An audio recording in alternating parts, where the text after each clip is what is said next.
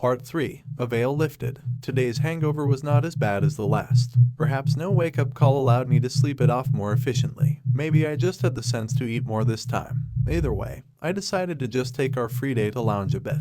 About an hour or so after I woke up, Grant came strolling in and flopped down on the couch. He didn't say much, just gave a quick nod of acknowledgement and settled into watching the cheesy action movie I had playing on the TV. We sat there for a while in silence. When the credits started to roll on the movie, Grant spoke up. "Reckon we should talk to the others." I had completely forgotten about the coincidence from the previous night.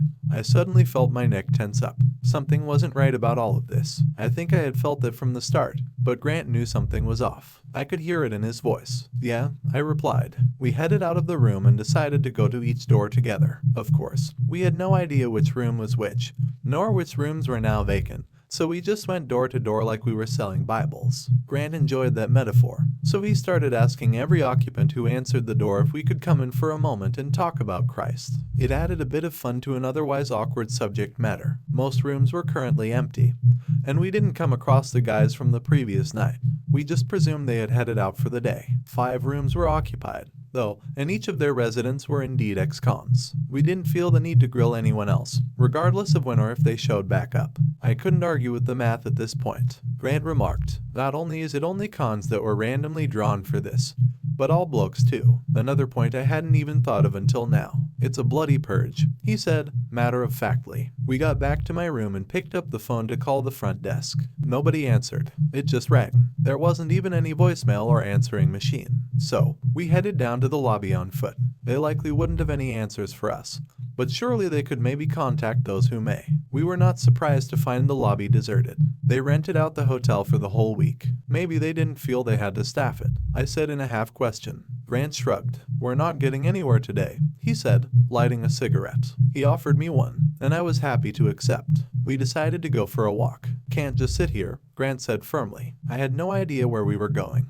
but I was going to follow his lead. Somehow, I had a feeling there was a fight coming for us. Round 2 would be the very next day, and God knows what they had in store for us this time. "We could just leave," Grant suggested. "We could," I replied. "Yeah, I need to know, too," he said, not even looking at me for affirmation. We knew we were on the same page. If this was going where we suspected, we had nowhere safe to go back to. We could be overreacting. It could just be the biggest coincidence in history. Hell, maybe former inmates made up a bigger portion of Orchid than we knew. Either way, we were getting answers tomorrow. We walked the streets until night fell. Grant suggested we should get an early night. We needed to be well rested if a fight was coming. Oh yeah, we were gonna sleep great tonight, I thought. We awoke early the next morning. I can't say it had been the most fulfilling night's sleep, but it was something. There were still a couple of hours until Green would show up to escort us to the second round, so we decided we should try to talk with the others. To our surprise, everyone else was already down by the pool when we got outside. As we approached, we could tell we were all of similar minds about this. I say, we confront them. If they won't give us answers, like real answers, we all bail, Brandon said. "But we'll be disqualified," Chuck replied. "To hell with this game," one of the others said. "You really think there's a prize at the end of this?" Things went on like this for a while. Finally, Grant spoke up, having more authority in his voice than I'd ever heard. "We have to be on the same page, boys. We ask our questions, and if we don't like what we hear, we bail out. Together, yeah." "What if they won't let us leave?" Chuck asked. "Then we make them let us leave," I said. Most agreed. There was still a bit of back and forth, but we were set with purpose. Chuck and another portly guy seemed very apprehensive, but we were prepared to protect them, if we could. As if to put a nail in the conversation, the bus came rolling in around 9:30. Followed by one of the black SUVs from the previous task. They parked, and Green came strolling out of the bus as the rear door on the SUV opened to reveal Jensen Orchid once again, in all his glory. He was wearing a very nice suit, like he'd just come from an important meeting or something. Green was still rocking the black turtleneck and suit jacket, which I was beginning to think was the only outfit he owned. Orchid came walking up beside Green, adjusting his cufflinks like he was posing for a poster for the next big spy movie. "It would seem we have a problem," he said calmly. Orchid stood there, staring at us with his head held high, looking down at us. "Speak up," then, Green said in a stern voice. We stared in silence for a moment. "It's no coincidence we're all ex-cons, is it?" I asked, breaking the awkward silence. "Well, this thing is not quite as random as we may have previously suggested. Orchid said, with a small smile. What's really going on here? Brandon asked. Nothing quite as nefarious as you are thinking. Dear boy, Orchid said with a strong tone of condescension. Oh, you are so much better than us, aren't you, Mr. O? Grant sneered. Orchid laughed. Even his laugh had an air of superiority to it. My boy, that is not the question here. The question is, are you still interested in becoming a rich man? He asked, arrogantly. There were murmurs through the crowd. What are you saying? Chuck asked in a squeak. He seemed quite meek for such a big guy. Orchid gave his bodyguard a nod. Green walked over to the SUV. As another suited individual in the back seat handed out a large leather bag, he brought it over and handed it to Orchid. Given the misunderstanding, we have decided to skip to the final event, the winner of which will win this bag. Do you know what's in the bag? He asked, as though speaking to a class of first graders. How exactly are we supposed to know what's in the bloody bag? Grant belted. You mind your tone, Green said, glaring at my friend with sheer hatred in his eyes. Orchid placed his hand on Green's shoulder. Now, Clive, he said, like he was speaking to his favorite puppy. He unzipped the bag to reveal it was packed to the rim with $100 bills. Within this bag lies $15 million, tax-free, which could still belong to the winner. Should you choose to compete, he droned on. You could hear a pin drop. Prizes like that aren't won without spilling some blood. Grant said, calmly. Do you have the guts to find out? Asked Orchid. Tell you what, everyone load up onto the bus. We'll take you back to your vehicles, which is also where the final event is to take place. Talk about it on the ride. Should you choose to compete, the event will continue as planned. If not, you'll be at your vehicles and may leave at your own discretion. We shall only allow the event to proceed if at least half of you choose to continue. If not, we part ways upon arriving. Your choice, he said, smiling the whole time. What do you say? We quickly discussed and agreed to board the bus. After all, we needed to get back to our rides either way. We talked a lot on the drive back to the old factory, weighing the pros and cons while discussing the possibilities of what lay ahead. Ultimately, we decided to opt out when we got there. The prize was tempting, but we were not willing to get blood on our hands for it. We had all done time for previous mistakes, and this was likely not going to be a fight we could win. We arrived at the old building. Mr. Green ushered us into the lobby. Once more, the place looked different, in a way. It was darker, somehow, and more, I don't know, sinister almost. I could have just been seeing things, though. Green gestured to a staircase to our left. When I had not noticed the first time we were in this lobby. We're not going to play, I said. You told us we part ways here if we choose not to continue. Please, he said, holding his hand towards the stairs, as if to introduce them to us. Chuck headed for the door only to find it had locked behind us. What the hell is this? He yelped. Please, Green said again, standing like a statue next to the stairs. Let us out, Green, I ordered, as two men came from a room to the right, another location I had not previously noticed. They drew guns from their hips. Please, Green said once more, with a slight grin. Sod it. Grant barked and headed up the stairs. I followed, as did the others. It was a long flight of stairs, longer than seemed possible, even with the height of the building from the outside. We were walking for, easily, a good 10 minutes. I was feeling quite winded by the time we reached the top. The stairs led to a short hallway, with a large, ornate door at the back, which opened into a huge, cathedral-type room. The walls were lined with large chairs, each with well-dressed individuals sitting upon them. There were maybe 100, in all, men and women all in their best suits and dresses. You could almost smell the money on them. The room was quite dark, only lit by candles which were mounted to the walls. At the far end of the room stood an altar with a large book resting on it. There was a statue of a man with a goat's head and legs against the rear wall, while Orchid himself stood by the altar, surrounded by our old security crew, all armed with semi-auto weapons. Bugger me, Grant said, loudly. The audience started yelling and cheering as we entered. Green lined us up in front of the altar. The gunmen approached us and took their place at our backs. The gold and bejeweled altar looked like it must have set them back a few million. The bag of cash was sitting on one of the large chairs that sat on either side of the statue at the back wall. Welcome, he said with his arms outstretched. We all stared at the tall man, who looked upon us with disgust etched onto his face. There was an armed man behind each one of us, practically daring us to attempt to flee. I felt as though we had little hope of escaping this place with our lives, but I would be damned if I was going down without a fight. I glanced at Grant, who stood to my right. He stared at Orchid with contempt in his eyes. It wasn't often I saw my friend with this look on his face, but there was something truly intimidating about it.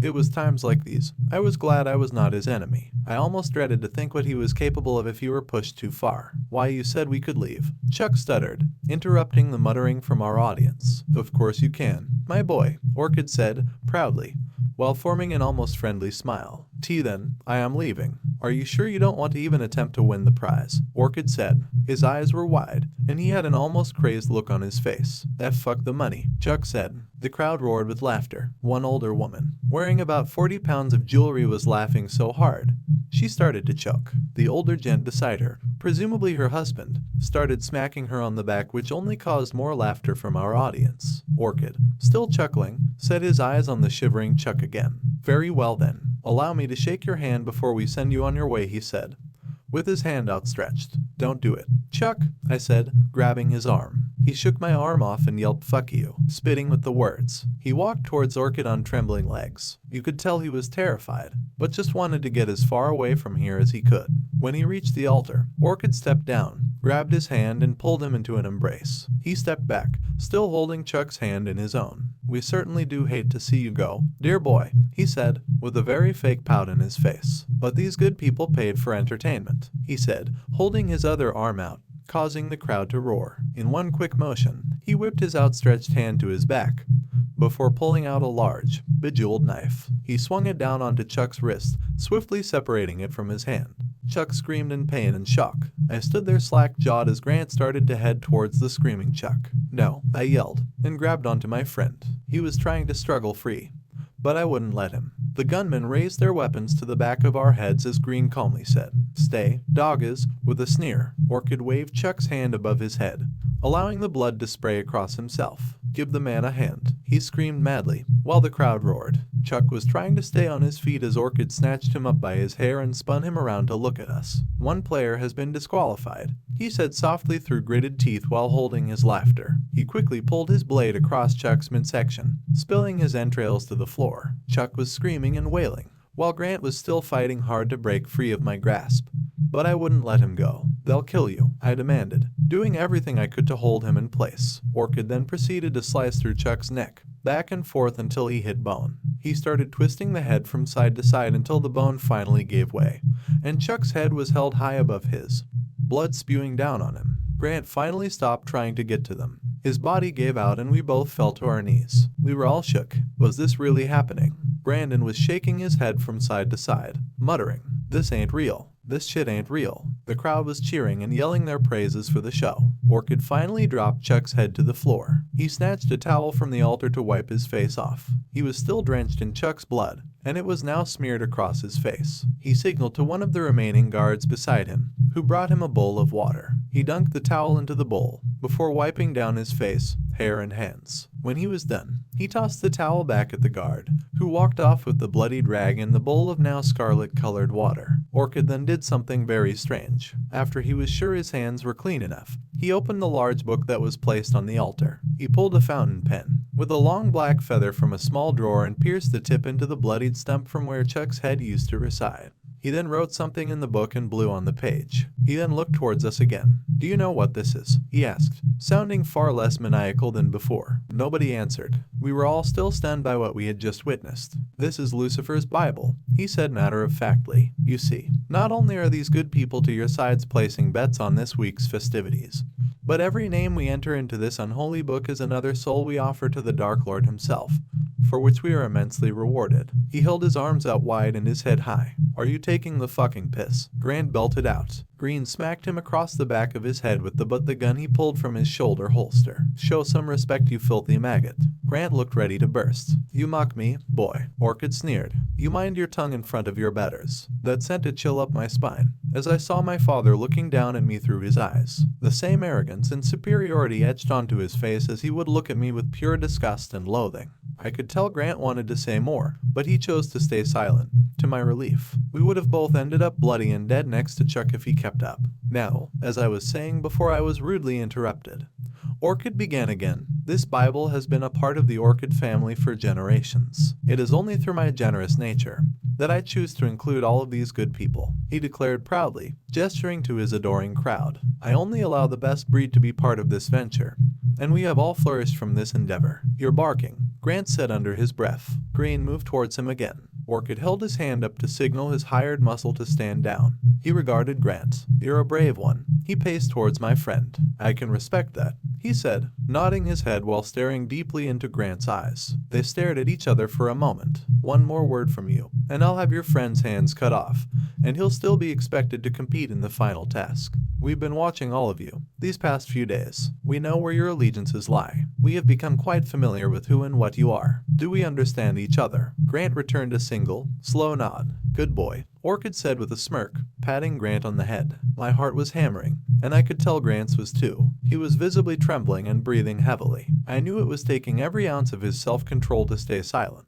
I had to admit, I was feeling the same way. I wanted to charge the bastard right here and now, but I knew the goon squad would drop me before I even got close. Orchid looked at me and smiled widely. I got the feeling he knew exactly what I was thinking. He tilted his head as if to say, go on then. I just stared back with all the contempt I could fit into my gaze. I never thought I could hate anybody more than my father. With an expression of grandeur, Orchid spoke once more. Now, on to today's festivities. Unless anyone has any more interruptions. He smirked at Grant, daring him to speak up. My friend just turned his head to the side in disgust. We looked at each other for a moment. I'm not entirely sure what was in his eyes as he looked back at me. It was something I'd never seen before, something determined and filled with anguish. I strangely got the feeling he could rip Orchid's head off right now without batting an eye. Luckily, he chose to remain still. For now, you 14, well, 13 now, will be separated throughout this quite remarkable building. You will not have any clue to your competition's whereabouts, but that is not your concern.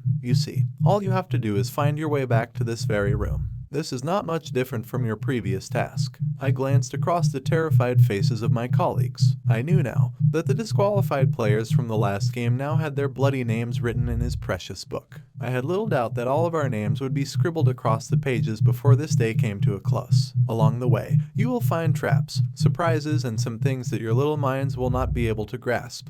Orchid continued. You will also find weapons with which you may choose to lessen the playing field, to remove some of your competition. Either way, you will not make it out of this challenge unscathed. This building, you see, demands blood. You will not be able to find your way back here until it has had its fill. That being said, if more than one makes it back to this room, we shall be forced to have, shall we call it a tiebreaker? He stopped and looked at each of us, one by one. There can only be one winner, no prize for second best. His smile faded. I think I already know who to put my money on, he said softly, glaring into Grant's eyes. Do not let me down. The crowd roared while the guards behind us pulled bags over our heads. I struggled to break free as I felt a needle pierce into my neck. Within seconds, the darkness surrounded me, as I fell into the black, as I fell into the black, as I fell into the